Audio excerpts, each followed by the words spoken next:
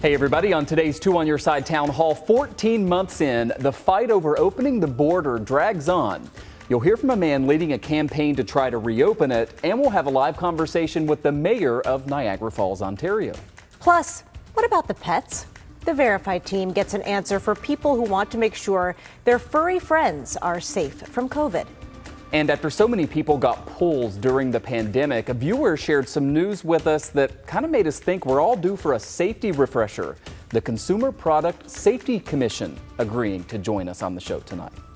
We have a lot to get to on this Thursday. We want to start with the Canadian border. It's been closed since last March to all but essential travel, the most recent closure lasting for almost another month. In a few minutes, we're going to be talking live with the mayor of Niagara Falls, Ontario, on the efforts to try to get it open, and also this idea of at least getting more Canadians here to get them vaccinated. But first, kind of a different effort. This one being run by a man who owns property north of the border and also really wants it back open, Kate. Yeah, Two on Your Side's Kelly Dudzik talked with a man who's taken his message to TVs all across the country. Kelly? Kate and Michael, his name is John Adams. He's a retired Florida businessman with a home on Vancouver Island, and he decided to get some ads made to try to convince the U.S. and Canadian governments to reopen the border. So far, ads have aired in Buffalo, Detroit, and Western Washington state. At first, Adams paid for them himself. He says the ads aired 153 times and cost $2,700. He then started a GoFundMe page where he's raised more than half of his $30,000 goal. Adams is part of the Facebook group Families Are Essential, and with these ads, he thinks he's reaching the right people. I'm reaching people that are mad, and I'm reaching people that are hurt. It's to not allow me to go to my home in Canada that I'm paying taxes on is wrong. To not allow a couple that's engaged, where the guy lives here and the girl lives over there, not to see each other, that's immoral, and that has to stop. He says he does have someone checking on his house for him. I also asked him what it was like to be standing so close to the border today and not being allowed to cross into Canada. I'm a little bit sad, but at the same time, I'm kind of glad, because right is on our side. The power of the people is energizing us. We're going to win that battle. Prime Minister Trudeau, you can do it the easy way, or you can do it the hard way. The easy way is to say, I don't want to see any more of those ads. I really don't want to run those ads. What I want to do is run a big, beautiful ad that says, thank you, President Biden. Thank you, Prime Minister Trudeau, for listening to the people. Adams also wants Canadians to be able to come to New York State to get the vaccine, and he says he won't stop airing these ads until the border is back open. So what is next for him now, Kelly, now that he's gotten the ads on the air finally? Yeah, so he's still raising money online, and he plans on airing ads in Toronto and Ottawa next week. He has more than $15,000 to spend now, and he says the airtime is cheaper in Canada, so he expects to air a lot of ads, Kate and Michael. All right, something to keep following. Kelly Dudzik reporting live for us on the town hall tonight. Kelly, thank you. Right now, we want to bring in Mayor Jim Diodati, Mayor of Niagara Falls, Ontario. Mayor, we were talking just before the show. It's been a while since we've seen you. We appreciate you coming on. It's my pleasure, Michael. Thanks for having me. We're glad to have you, and we just want to begin with some simple perspective from you. How has the border closure impacted your city? Kate, it's been devastating. In Niagara Falls, on the Canadian side, and a lot of people don't understand there are two Niagara Falls. Those of us along the border understand, but I've traveled many places and they're confused. They said, you know, I thought you were Canadian. How could you be the mayor of Niagara Falls? So myself and Mayor Ray Stano, we see it as one big city just divided by a river, and we know what's good for one side is good for the other, and we look out for each other. And it's been devastating. In Niagara Falls, 40,000 people depend on tourism to put food on the table.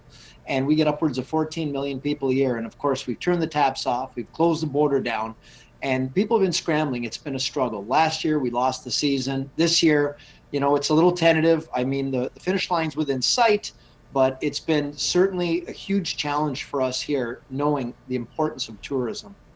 Mayor, we know a lot of people on this side of the border are pretty anxious to hopefully be able to cross the border again soon. What is your sense right now of maybe what we can expect in the coming weeks and maybe the next few months? And what is the Canadian perspective on all of this in terms of what needs to happen before, the Prime Minister and others there in Canada will want to reopen the border? Well, the first thing I want to say is, myself, like many Canadians, border town people, I've got family on both sides. My best friend lives in Williamsville. I've got family all throughout the United States and vice versa. And growing up when we were kids, you didn't even carry ID. You just went across, whether you were visiting, shopping, or whatever we were doing. And I have to say, I really appreciate the efforts of Chuck Schumer, of Brian Higgins, and of course, Governor Cuomo. They've been really beating the drum on trying to get the border open. Even I can tell you, I was speaking with the mayor of Windsor, which is right across from Detroit today, and Mayor Dilkins was telling me that they're trying to work on something where on the U.S. side, they've got excess vaccines, and some of them that are going to expire. And we've got people that are willing participants that would love to take those vaccines to help precipitate the opening of the border sooner. Matter of fact, a great example at the Montana-Alberta crossing, there's a place there known as the Carway Crossing, where the Blackfeet tribe have been inoculating Canadians. And the problem right now is if we come across to get a vaccine, we have to quarantine for 2 weeks. So it's really counterintuitive and it's very, very frustrating. So I've got a call tomorrow with all the Southern Ontario mayors along the borders. And we're going to be on with our federal government to have this exact discussion. And I know I've been reading some things, and the date of June the 22nd has been suggested as a time that the U.S. would like to open up the border unequivocally, where no proof of vaccination, that they feel they've got 50%, more than 50% in the U.S. have had their second vaccines. In Canada, we're good with the first vaccines. We're about on par, but we're way behind you for our second vaccines. So we're trying to move the ball forward so we can get these second vaccines, get the border open, because we want life to return the way it used to be. And for anybody wondering, approximately 25% of the people that come to Niagara Falls, Canada, are from the U.S., and they represent 50% of the revenue. So it's important, not just from an economic point of view, but for those of us that love our U.S. friends and family, to come back so we can hug them again, we can hang out again, we can start doing things again like we used to. At the beginning of the show, we heard from this gentleman, John Adams, who's raising money to air TV ads to try to get the border reopened. And he's trying to target the federal governments of our two countries. I'm wondering if you've seen these ads in Canada and if you might know if they're getting noticed by the people in power who could make a difference here, and if you think they possibly could make a difference. Well, I haven't seen the commercials, but I've heard about the commercials. And it's funny because, people are just looking for anything to talk about a hot topic. And the border's a hot topic. Let's face it. We're the longest continuous border with no military. We've been friends for hundreds of years. We're each other's biggest trading partners. And for us, the border's an inconvenience more than anything, because we just free flow back and forth with friends and family. So we want it to be open. Of course, there's those that are very nervous from what we've been through, and they want to make sure they don't do it too soon. So we're saying the panacea to the pandemic is the vaccines. So if we get enough people with both their vaccines, it'll be safe for everybody. So I can tell you right here, people have been lined up to get their vaccines. They're very anxious to get it done because they want life the way it used to be. And yes, it does put pressure, because let's face it, we joke up here that when the U.S. sneezes, Canada catches the cold. So, and I know that our Prime Minister Trudeau, who I know well, and I'll be speaking with some of his team, and of course President Biden, they're well aware of the importance of the border and opening it up, and also for the desire for us to open it up safely. And the one sad thing I will say is, when we've got certain jurisdictions throwing out vaccines that are expiring, and we've got willing people that would love to get them, to me, we can solve each other's problems with this so-called liquid gold. Let's come together. Let's get our federal counterparts talking so we can move the ball forward, so we can get back to normal. That's all we want. We want to get life back to normal. And I know one thing, we've taken it for granted, and now we appreciate having that beautiful border we've always had. Yeah, so many of us just cannot wait to be able to go back across the border. I usually would go up to Toronto 3 or 4 times a year and just haven't been able to do it, and so many beautiful places in Southern Ontario. Finally, Mayor, let's talk just a little bit more about this vaccine. Can you give us a sense of why it is that you guys haven't been able to reach those levels and get people the second vaccines? It's because, and correct me if I'm wrong, that the focus really has been on getting a wider number of people vaccinated with the first shot, whereas here it was like you get the first shot, you get your appointment for the second. So there are lots of people there kind of halfway to being vaccinated, right? Exactly right. So we've got, we're approaching 60% of people that have their first vaccination, and it gives you coverage somewhere in the area of 90%. So of course, the second one is the booster. And here they had that approach, better to get one shot in everybody's arms. And I mean, there's many schools of thought, and every country is doing it different. And I always joke, I say, there's no pandemic manual that we can refer to. There's no COVID for dummies that we can read. Everyone's kind of figuring it out and sharing information.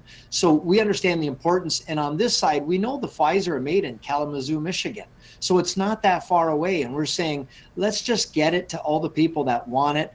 And I know on this side, the US side, there's been a little more vaccine hesitancy than on this side. This side, it's the other way. When I got my first shot, it was funny. Some people, you thought they just won the lottery. They were so excited. People were crying. They were so excited. And I think for them, it wasn't the vaccine so much as what it represented.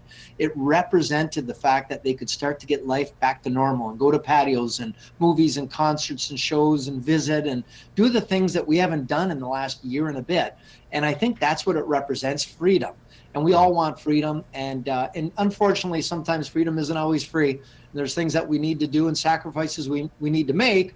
But we are very anxious to. I said to Mayor Ray Stano, buddy, when this is all done, we're going to go for some buffalo chicken wings and pizza, and I'm going to give you the biggest hug ever. A chat tonight with Mayor Diodati of Niagara Falls, Ontario. Thank you for being with us, and we hope to see you in person soon. Me too. Thank you. Yeah, great to see you again, Mayor. And interesting to hear him give us that date of late June. We'll see what happens if the U.S. even unilaterally begins to open things. Yeah. Perhaps it could start to see the finish line. Certainly a lot of people hopeful, that's for sure. We will see. More to come tonight in the town hall. We have an answer to a viewer question about taxes and unemployment benefits. That's ahead. We hope you'll stay with us on this Thursday night.